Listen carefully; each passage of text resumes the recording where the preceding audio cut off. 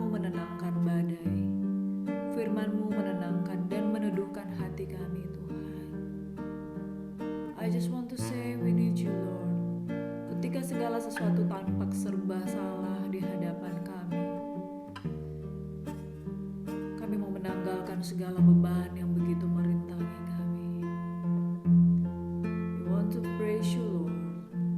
Bapa, ampuni kami Tuhan atas segala kesalahan, pelanggaran, dosa, hal-hal yang tidak kudus dan tidak berkenan di hadapan-Mu. Sekalipun aku dalam lembah gelap, ku tak takut sebab Kau besertaku. Sekalipun badai topan datang menerpa, ku tak gentar sebab Kau di sisiku. Aku percaya berkat-Mu atasku melimpah, kebajikan, kemurahan selalu mengikutiku. Ku puji, ku sembah Kau Tuhan. Sekalipun badai topan datang menerpa, kami hanya mau mencari wajah-Mu Tuhan. Hanya Engkaulah tempat kami berteduh, Engkaulah tempat ketenangan hati kami Tuhan. Sekalipun badai topan datang menerpa, ku tak takut sebab Kau besertaku. Sekalipun badai topan datang menerpa, ku tak gentar sebab Kau di sisiku.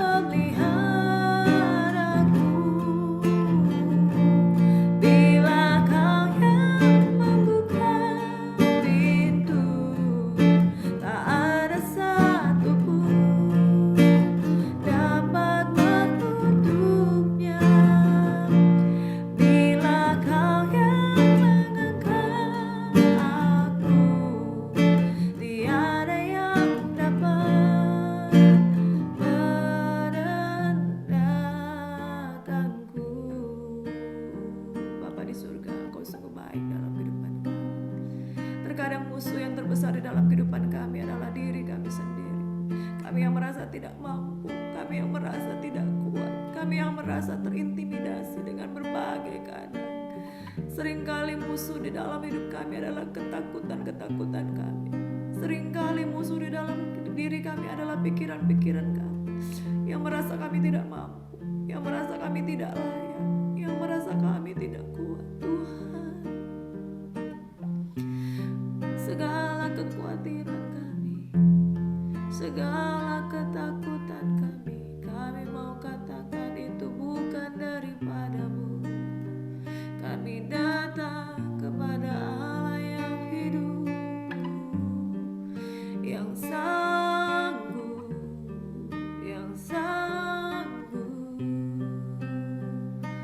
memberikan kami kelegaan, membukakan pintu-pintu pengharapan, membukakan pikiran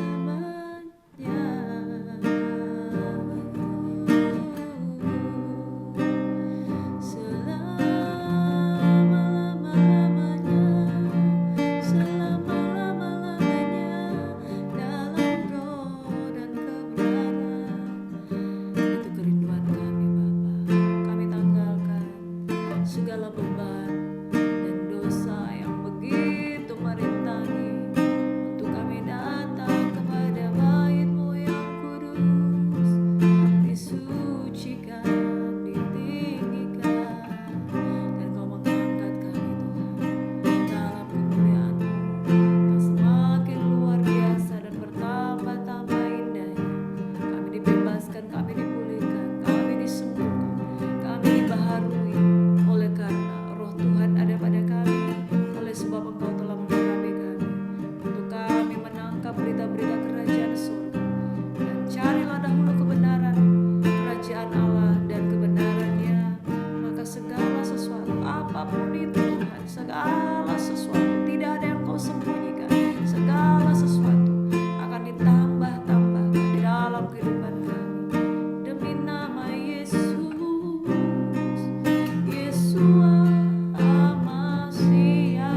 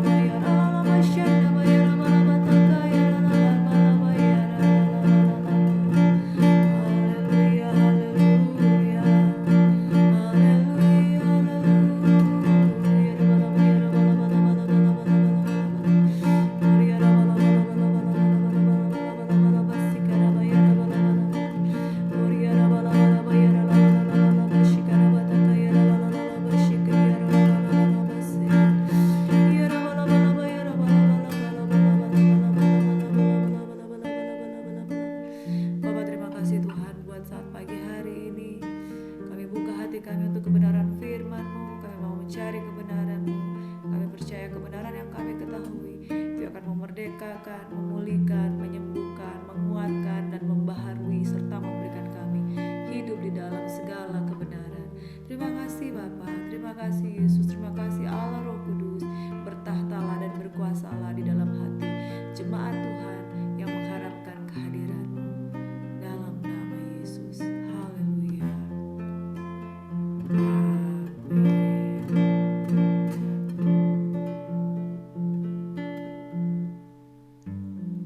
Recording in progress. Shalom, selamat pagi sahabat GSIS yang diberkati oleh Tuhan Yesus Kristus. Damai sejahtera bagimu, damai sejahtera bagi setiap orang yang lapar dan haus akan Tuhan. Saudara yang diberkati, mohon maaf kalau penyembahan pagi hari ini cukup panjang, sebab kita rindu kita dipulihkan di dalam hadirat Tuhan. Amin. Saudara, saya tidak tahu apa yang menjadi beban yang memberatkan dalam hati dan pikiranmu, saudara. Tetapi yang saya rasakan bahwa kita itu ada di dalam kehidupan kita itu ada hal-hal yang kita pengen Tuhan bebaskan, lepaskan, pulihkan saya di dalam hadirat-Mu. Saudara, betapa liciknya hati, lebih licik dari apapun juga. Oleh sebab itu jagalah hati kita dengan segala kewaspadaan, karena dari situlah terpancar kehidupan. Kadangkala kita berselisih pendapat dengan orang lain, dengan suami kita, dengan anak kita, dengan tetangga kita, dengan guru kita, kalau engkau mungkin adalah murid di sekolah, dengan mahasiswa, dengan dosennya, dengan siapapun, saudara. Tidak ada yang tidak bisa dipulihkan selama kita mau berseru kepada Tuhan. Amsal berkata, jikalau jalan seseorang itu berkenan kepada Tuhan, maka musuh orang itu pun akan didamaikan dengan dia. Saudara, Tuhan adalah sumber damai dalam kehidupan kita, Tidak ada satupun masalah yang tidak dapat didamaikan oleh Tuhan. Itu sebabnya saudara, seringkali ketika kita sebenarnya terbelenggu, bukan karena Tuhan tidak sanggup untuk membebaskan, tetapi yang membelenggu kita adalah pikiran kita. Kalau kita undang kerajaan Allah ada dalam kehidupan kita. Matius 6 ayat 33 berkata, carilah dahulu kerajaan Allah dan kebenarannya, maka segala sesuatu akan ditambahkan kepadamu. Ditambahkan hikmat, ditambahkan kekuatan, ditambahkan kuasa untuk mengampuni, ditambahkan pengertian, ditambahkan kepintaran, ditambahkan hikmat untuk mendapatkan jalan keluar, dan sebagainya. Bapak Ibu sahabat GSCC yang diberkati oleh Tuhan Yesus Kristus, beberapa waktu yang lalu kita sudah mengakhiri kitab Perjanjian Lama di kitab Maleakhi. Dan a few days ago, beberapa waktu yang lalu saya belum langsung masuk ke Perjanjian Baru, pembacaan kitab Perjanjian Baru, tetapi saya merenungkan beberapa ayat firman Tuhan yang Tuhan taruhkan di dalam hati saya tentang bagaimana kita meletakkan kembali dasar-dasar pujian penyembahan di dalam kehidupan kita. Sebab firman Tuhan berkata ya dalam Yesaya 29 ayat 13, bangsa ini memuliakan aku dengan mulutnya tapi hatinya menjauh daripadaku. Jangan sampai saudara kita belajar firman Tuhan, kita memuji Tuhan, tapi dasar hati kita itu tidak letakkan kepada hati yang sungguh-sungguh dekat dan melekat kepada Tuhan. Dan beberapa waktu lalu saya sudah sampaikan suara Tuhan itu yang bagi kami itu penting untuk kita suarakan. Dan kemudian kita akan kembali lanjut di dalam perenungan kitab Perjanjian Baru. Dan saya sarankan untuk kita rajin membaca firman Tuhan 5 pasal sehari. Dan karena beberapa hari yang lalu kita membahas topik-topik yang secara khusus Tuhan sampaikan, nah kita akan mulai lagi di dalam Perjanjian yang baru. Hari ini saya akan mengupas khusus kitab Matius, dan saya akan mengambil inti-inti sarinya saja, saudara yang diberkati. Sekali lagi mari kita angkat tangan, katakan, Tuhan tolong saya, kami percayakan kebenaran firman-Mu. Firman-Mu adalah kebenaran, dan kebenaran-Mu yang kami ketahui itu akan memerdekakan kami. Bukan kebenaran yang tidak kami ketahui, tetapi kebenaran yang kami ketahui itu akan memerdekakan kami. Selama kami percaya kepada firman, firman-Mu membebaskan kami, darah Yesus menebus kami, dan Roh Kudus menolong kami. Tritunggal Allah yang Maha Kudus menolong kehidupan kami bertumbuh di dalam pengenalan akan Tuhan. Kami siap merenungkan firman Tuhan dalam nama Tuhan Yesus Kristus, sumber hikmat dan kekuatan dalam hidup kami. Haleluya, amin. Terpujilah nama Tuhan. Firman Tuhan pagi hari ini dari Injil Matius. Mari kita melihat intisari kebenaran firman Tuhan ini. Dan tema Injil Matius ini bagaimana tentang kitab yang ditulis oleh Matius, pemungut cukai. Dia orang keturunan Lewi, artinya dia adalah seorang keturunan imam. Dan satu topik yang dia angkat di sini adalah tentang kerajaan Allah dan tentang bagaimana keyahudian Yesus Kristus sebagai keturunan dari suku Yehuda. Dan saudara, ayat yang begitu pamungkas di dalam Injil Matius ini terdapat di dalam Matius 6 ayat 33 yang berkata, tetapi carilah dahulu kerajaan Allah dan kebenarannya, maka semuanya itu akan ditambahkan kepadamu. Saudaraku yang diberkati oleh Tuhan Yesus Kristus, pagi hari ini saya rindu untuk mengingatkan kita betapa pentingnya kita memahami tentang Kristus Yesus dan Dia adalah Raja. Matius mengangkat tentang kerajaan Allah 2 kali lebih banyak diucapkan dibandingkan kitab-kitab Injil yang lain. Kerajaan Allah datanglah, kebenarannya pun jadi, maka segala sesuatu itu akan ditambahkan kepadamu. Saudara yang diberkati oleh Tuhan Yesus Kristus, mari kita memahami betapa pentingnya prinsip kerajaan Allah itu betul-betul melebur dengan diri kita. Sejak dari penciptaan, Kejadian 1 ayat 26, 27, dan 28, firman Tuhan berkata, baiklah kita menjadikan manusia serupa dan segambar dengan kita. Saudaraku yang diberkati, prinsip tentang kerajaan Allah yaitu Tuhan menginginkan menciptakan makhluk yang memiliki keserupaan dan kesegambaran dengan Dia untuk memerintah dalam kerajaannya. Dan pemerintahan kerajaan Allah itu betul-betul nyata di tengah-tengah kehidupan kita. Namun satu hal saudara, kerajaan ini ada rajanya, dan rajanya ini bukan manusia. tetapi rajanya ini adalah Tuhan sendiri. Dan dia memperkenalkan Tuhan Yesus Kristus bukan sekedar sebagai Mesias, tapi Raja yang memerintah. Dan saudaraku yang diberkati oleh Tuhan Yesus Kristus, mentalitas anak kerajaan ini harus betul-betul menguasai dalam kehidupan kita. Mentalitas anak kerajaan adalah berpikir tentang kerajaan, bertindak sebagai anak raja, dan bersikap sebagai anak-anak kerajaan yang akan memerintah bersama dengan Kristus. Sebab destiny kita di dalam Wahyu 20 adalah kita akan memerintah bersama-sama dengan Kristus. Kalau kita akan memerintah bersama-sama dengan Kristus, kenali dulu siapa raja kita, dan kenali dulu pola kerajaan, kenali dulu kebenaran kerajaan. Nah saudara, kebenaran kerajaan adalah kebenaran kerajaan dan firman Tuhan itu seperti benih biji sesawi. Jikalau engkau memiliki iman sebesar biji sesawi, saudaraku yang diberkati oleh Tuhan Yesus Kristus, iman itu akan berkuasa mendirikan kerajaannya. Saudaraku yang diberkati oleh Tuhan Yesus Kristus, kebenaran tentang kerajaan Allah harus kita cari kebenarannya. Maka apapun yang menjadi kebutuhan pergumulanmu itu akan ditambahkan. Itu nilainya plus-plus, tapi yang paling penting kerajaannya terlebih dahulu.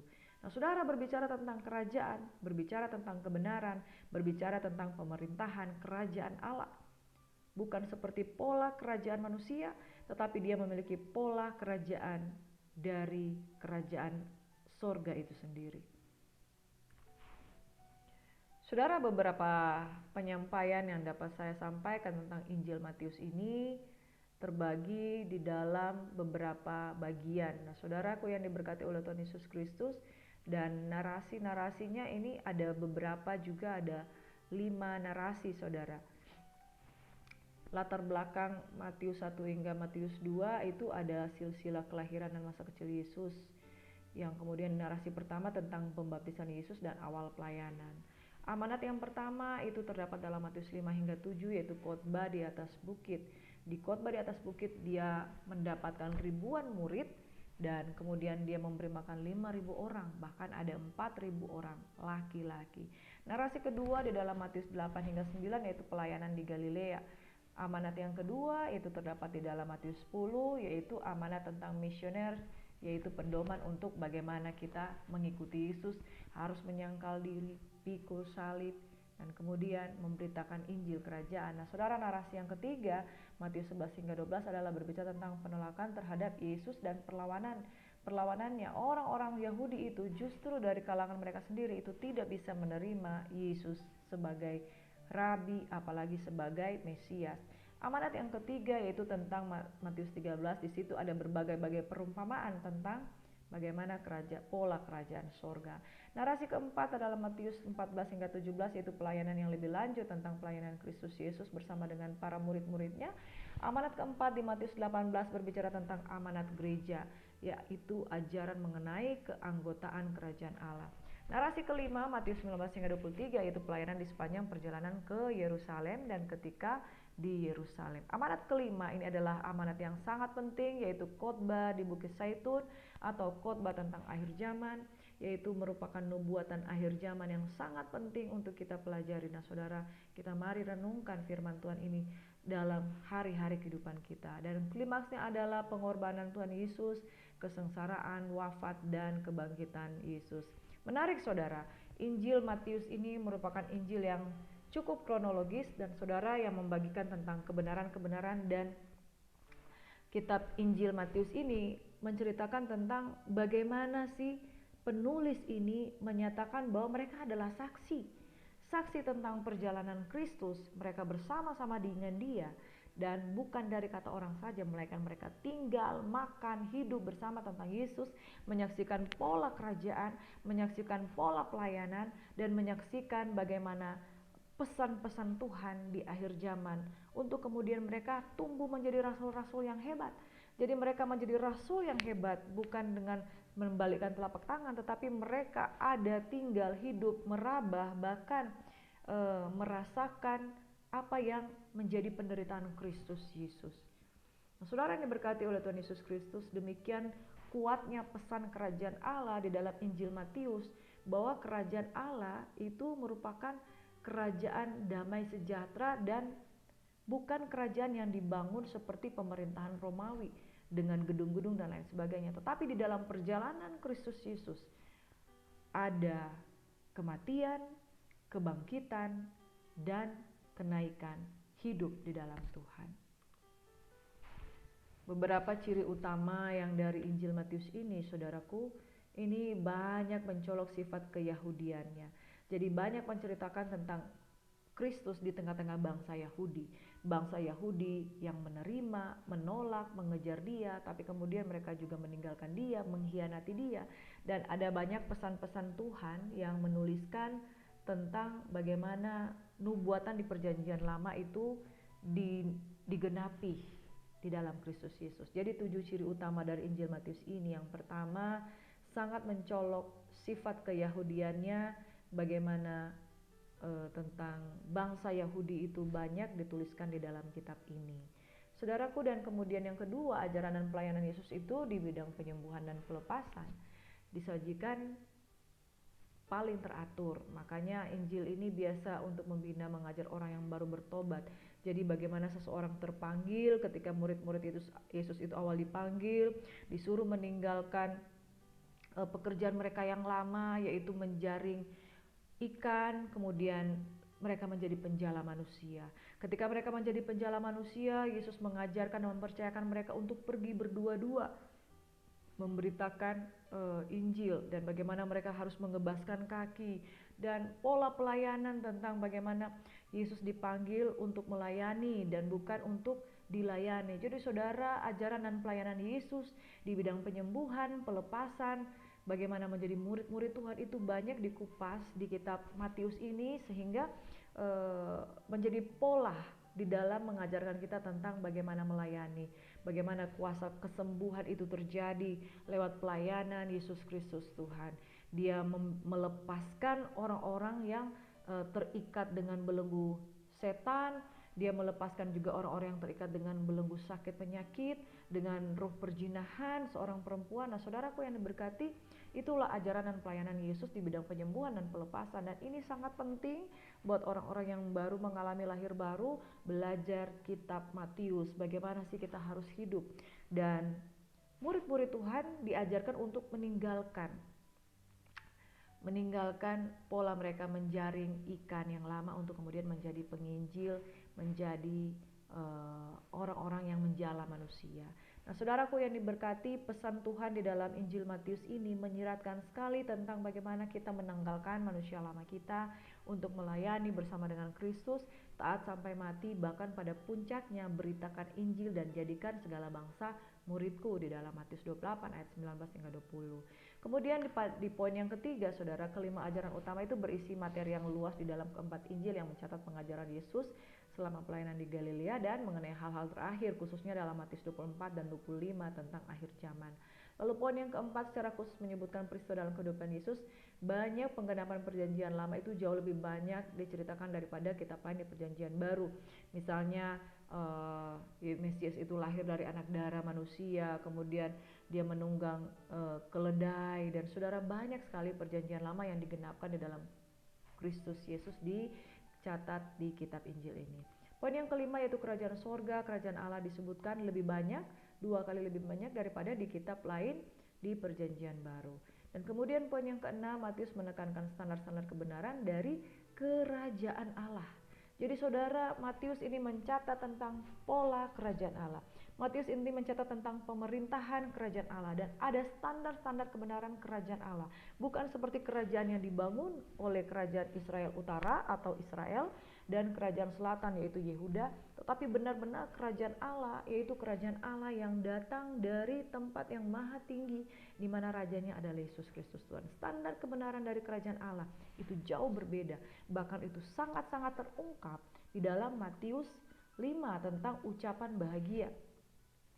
Bagaimana ucapan bahagia dan bagaimana kerajaan Allah itu seperti dirham yang begitu berharga. Nah, saudaraku yang diberkati, standar-standar kebenaran dari kerajaan Allah itu merupakan standar yang berbeda dengan kerajaan dunia, di mana dunia mengajarkan tentang kemewahan, standar-standar yang jauh berbeda dengan kerajaan Allah yang mengajarkan tentang kekudusan, kebenaran, dan sukacita serta damai sejahtera. Dan kemudian kuasa kerajaan itu berkuasa. Bagaimana mujizat itu nyata, berkuasa melampaui dosa, melampaui penyakit, setan-setan, bahkan kematian, tidak berkuasa atas kerajaan Allah. Dan kejayaan kerajaan itu pada masa depan dalam kemenangan yang mutlak pada akhir zaman itu dinyatakan dalam Matius 24 dan 25. Poin yang terakhir, hanya Injil ini yang menyebutkan dan menubuatkan gereja sebagai satu wadah yang menjadi milik Yesus di kemudian hari, yaitu Petrus, Petra, Eklesia. Ya, Injil ini menyatakan bahwa kerajaan ini merupakan eklesia, kerajaan yang akan memerintah. Di atas batu karang ini engkau akan mendirikan kerajaanku, demikian firman Tuhan. Kemudian muatan teologis di dalam kitab Injil Matius ini adalah bagaimana sang penulis atau Matius, orang Lewi ini adalah menonjolkan kesaksian tentang kehidupan Yesus yang merupakan kesaksian yang mereka lihat, raba yang mereka alami langsung sebagai Mesias yang hidup bersama-sama dengan mereka. Lalu tujuan yang kedua adalah untuk meyakinkan pembaca bahwa Yesus adalah benar-benar anak Allah, dan tentang bagaimana anak Allah ini sudah dinubuatkan oleh nabi-nabi perjanjian lama yang sudah lama dinantikan. Jadi penulisan di dalam kitab Injil Matius ini menekankan tentang betapa ini merupakan Mesias, ini merupakan penggenapan janji Tuhan. Dan saudara, kepada Petrus dan Yohanes, Yakobus dan murid-muridnya, Yesus menyatakan bahwa dia adalah Mesias, dan sebagai bukti bahwa benar-benar janji Tuhan tergenapi, dan mereka adalah saksi, para rasul adalah saksi. Dan kemudian untuk menunjukkan bahwa kerajaan Allah dinyatakan di dalam dan melalui Yesus Kristus dalam cara yang belum pernah terjadi sebelumnya. Jadi pola kerajaan Allah melalui Yesus Kristus itu dicatat karena mereka mendengar langsung, menyaksikan daripada Tuhan bagaimana Kristus Yesus menunjukkan tentang kerajaan Allah itu. Nah saudaraku, sasaran dari kitab ini, dari garis besar kitab ini, sasaran yang utama yang sepertinya penulis ingin sampaikan melalui kitab ini ada pesan yang pertama, percaya kepada Yesus sebagai Mesias. Karena berulang-ulang dia menuliskan tentang bagaimana penggenapan-penggenapan dari perjanjian lama itu terbukti melalui Yesus. Nah pada saat itu hampir semua orang Israel menolak Yesus dan kerajaannya. Mereka tidak mau percaya ketika ia datang sebagai Mesias yang rohani. Dan mereka pengen mencari raja yang memerintah secara fisik. Tetapi Yesus datang memerintah bukan sebagai fisik.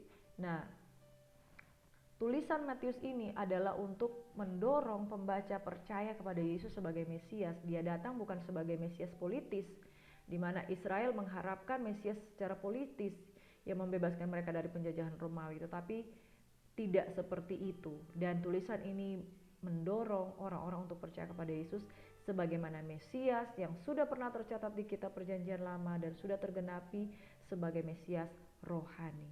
Kemudian sasaran dari penulisan Matius ini agar dia sangat menginginkan agar pembacanya percaya kepada Yesus sebagai Raja. Nah saudara, hanya pada akhir zaman Yesus akan datang kemudian sebagai Raja, segala Raja untuk menghakimi dan memerintah semua bangsa. Dia akan menjejakkan kakinya di atas bukit. Nah saudaraku yang diberkati, dan ini berulang-ulang kali disampaikan, Yesus akan datang untuk kali yang kedua sebagai Raja, sebagai Raja, sebagai Raja. Karena kerajaan Allah ini dinyatakan dan Yesus adalah Rajanya. Nah saudara, muatan-muatan teologis ini yang begitu mewarnai dari Injil Matius ini. Ketika kita memahami tentang muatan teologis dari kitab Injil Matius ini, saudara, kiranya mendorong kita untuk percaya. Jangan seperti bangsa Israel, umat pilihan Tuhan, tapi mereka tidak mau percaya karena mereka menginginkan penampilan raja secara fisik. Dan kemudian pesan yang kedua adalah kita harus sungguh-sungguh percaya pada kerajaannya. Sungguh-sungguh percaya bahwa dia adalah raja dan dia akan memerintah di Yerusalem yang baru. Nah, saudaraku yang diberkati oleh Tuhan Yesus Kristus, kiranya firman Tuhan di dalam kitab Matius kita juga perlu merenungkan secara pribadi bagaimana mujizat-mujizat itu nyata, bahwa ini merupakan kerajaan Allah sudah datang sekarang, sehingga mujizat-mujizat itu begitu nyata untuk kita alami dalam kehidupan kita sehari-hari. Satu kebenaran firman Tuhan di dalam Matius 13 kita akan bacakan saudara. Karena itu dengarlah arti perumpamaan penabur itu. Jadi saudaraku yang diberkati, di dalam Matius 13 ini ada beberapa perumpamaan juga yang Tuhan nyatakan. Namun saya tertarik untuk mengangkat ini, bahwa kita fokus pada kerajaan sorga, di mana kerajaan sorga itu berbicara tentang kebenaran firman Tuhan. Kepada setiap orang, ayat 19, kepada setiap orang yang mendengar firman tentang kerajaan sorga, tapi tidak mengertinya, datanglah si jahat dan merampas yang ditaburkan di dalam hati orang itu. Itulah benih yang ditaburkan di pinggir jalan. Saudaraku yang diberkati oleh Tuhan Yesus Kristus, firman Tuhan ibarat benih. Orang yang mendengarkan firman tentang kerajaan sorga, itu ada 4 jenis tanah. Nah saudara, 4 jenis tanah. Yang pertama tanah di pinggir jalan. Tanah di pinggir jalan itu ibarat benih kerajaan sorga, itu ditabur di pinggir jalan, itu cepat sekali dirampas. Datang si jahat dan merampas yang ditaburkan dalam hati orang. Itulah benih yang di pinggir jalan. Nah, jenis tanah yang kedua adalah benih yang ditaburkan di tanah yang berbatu oleh orang, ialah orang yang mendengar firman itu dan segera menerimanya dengan gembira. Jadi tanah yang pertama, tanah di pinggir jalan, begitu gampang sekali firman Tuhan dirampas. Tanah kedua adalah tanah yang berbatu-batu, yaitu orang yang mendengar firman dan dia menerimanya dengan gembira. Tetapi karena tanah ini terdiri dari batu, hatinya keras, tidak lembut. Firman yang dia terima tidak berakar dan tahan sebentar saja. Apabila datang penindasan atau penganiayaan karena firman itu, orang itu pun segera murtad. Nah saudara, tanah yang berbatu-batu ini berbicara tentang hati yang tidak diolah. Masih banyak kekerasan hati, masih banyak kekerasan pikiran. Benih itu akarnya tidak bisa tumbuh kecuali dia menjalar di antara batu-batu. Dia pasti akan mencari tanah yang subur. Kalau dia ketemu dengan batu, dia belok. Kalau dia ketemu dengan batu, dia tidak bisa bertahan di sana. Dan kalau batu itu lebih banyak daripada tanahnya, dia akan memilih untuk tidak bertumbuh. Nah, saudara ini berkati oleh Tuhan Yesus Kristus, ini berbicara tentang bagaimana benih itu tidak bisa berakar dan tahan sebentar, karena begitu datang pemindasan dan penganiayaan karena firman itu, orang itu cepat murtad. Hatinya tidak mudah dibentuk, hatinya mudah keras. Begitu datang penindasan itu langsung bereaksi, berespon. Nah saudara, kemudian apa yang terjadi? Benih itu tidak akan tahan. Saudara, kalau kita ingin melihat kerajaan Allah dinyatakan dalam hidup kita, yang pertama, jangan menjadi tanah hati yang seperti di pinggir jalan, tidak terurus, ya, banyak bolak-balik kendaraan lalu lintas sehingga tidak ada kesempatan untuk bisa menumbuhkan benih. Kemudian tanah hati yang keras, penuh dengan penindasan dan kekhawatiran, ya saudara, itu tidak akan tumbuh juga.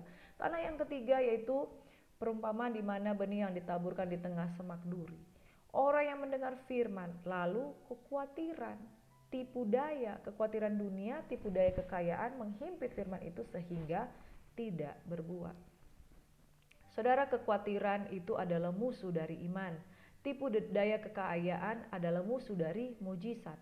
Sebab orang yang menaruh pengharapan kepada harta duniawi itu dikuasai kekhawatiran dan ditipu oleh daya kekayaan, terlibat dengan hutang, hanya mau masuk di dalam perhutangan tapi tidak mau beriman, dan kemudian dia akan mengalami musibah dalam finansial, musibah di dalam segala kekhawatiran, dan kemudian imannya tidak bertumbuh. Saudara, tanah yang keempat yaitu tanah yang ditaburkan di tanah yang baik. Orang yang mendengar firman itu dan mengerti, dan karena itu ia berbuah. Ada yang 100 kali lipat, ada yang 60 kali lipat, ada yang 30 kali lipat. Dan saudaraku yang diberkati, berbahagialah orang yang bertumbuh 100 kali lipat ganda. Orang yang mendengar firman itu dan mengerti. Simple saudara.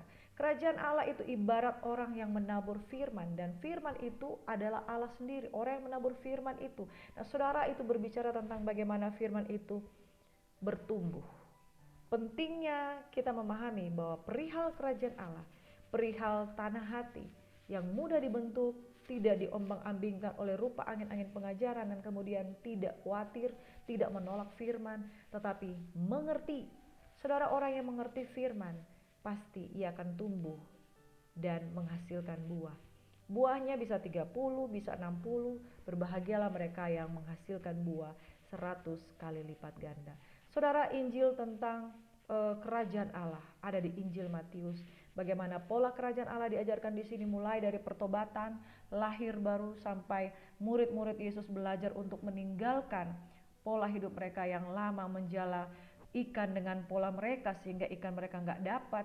Tetapi ketika mereka masuk eh, di dalam satu dimensi iman, mereka mendapatkan banyak ikan.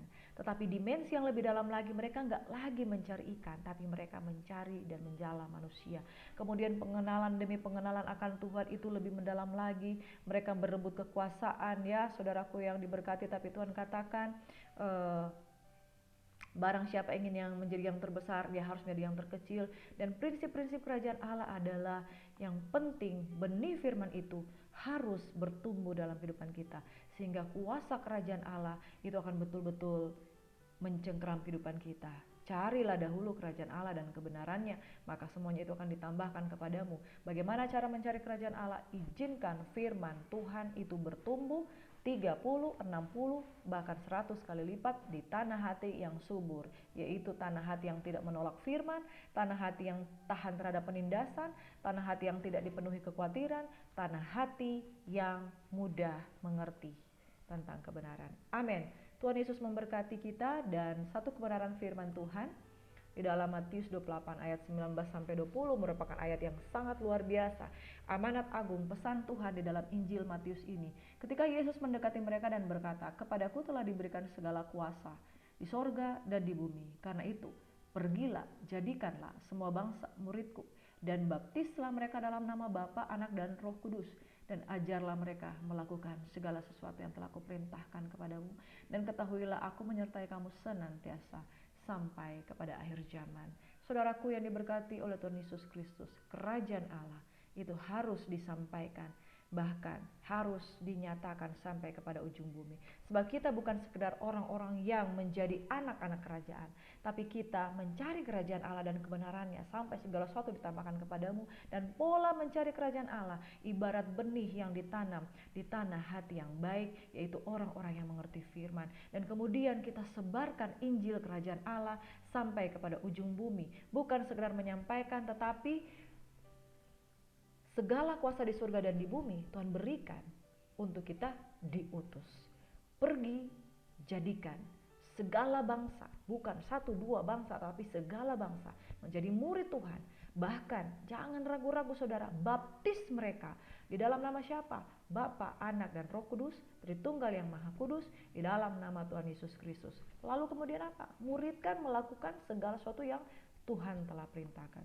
Saudara, perihal kerajaan Allah bukan sekedar duduk ongkang-ongkang kaki menikmati keselamatan, tetapi pergi, keluar, beritakan Injil, jadikan segala bangsa murid Tuhan, dan ingat, penyertaan Tuhan senantiasa sampai pada akhir zaman. Saudara, Tuhan memberkati kita semua. Amin. Shalom. Bapa di surga, terima kasih Tuhan. Injil Matius mengajarkan kami tentang kuatnya kerajaan Allah dinyatakan. Mereka adalah saksi yang menyaksikan hidup Kristus di tengah-tengah mereka sebagai pelayan dan penjala manusia. Bapa di surga, kami rindu Tuhan, tanah hati kami menjadi tanah hati yang subur, agar kami mencari kerajaan Allah dan kebenarannya. Maka segala sesuatu itu akan menjadi bonus dalam kehidupan kami. Bapa di surga, terima kasih, biarlah kami memiliki tanah hati yang baik, tanah hati yang subur. Dan tugas kami adalah pergi, keluar, beritakan Injil, dan jadikan segala bangsa murid kami, murid Kristus. Bapa di surga, Injil Matius sudah kami pelajari pada saat pagi hari ini. Kami rindu Tuhan terus merenungkan siang dan malam. Ada banyak rahasia-rahasia kebenaran yang Kau singkapkan. Dan setiap orang yang mengejar kebenaran, kepada mereka akan mengalami pelipat gandaan, berbuah 30, 60, bahkan 100 kali lipat. Terima kasih Bapa di surga, urapan-Mu Engkau curahkan pada malam hari, pada pagi hari ini. Urapan-Mu Engkau curahkan pada pagi hari ini. Urapan-Mu Engkau curahkan pada saat hari ini Tuhan. Kami berlimpah dengan ucapan syukur. Di dalam nama Yesus, semua yang diberkati Tuhan, penuh dengan kuasa kerajaan Allah. Sama-sama katakan, haleluya, haleluya, amin. Tuhan memberkati saudaraku, biarlah dipenuhi dengan kuasa kerajaan Allah. Jadikan segala bangsa murid Tuhan. Amin. Shalom and God bless you. Tuhan Yesus memberkati.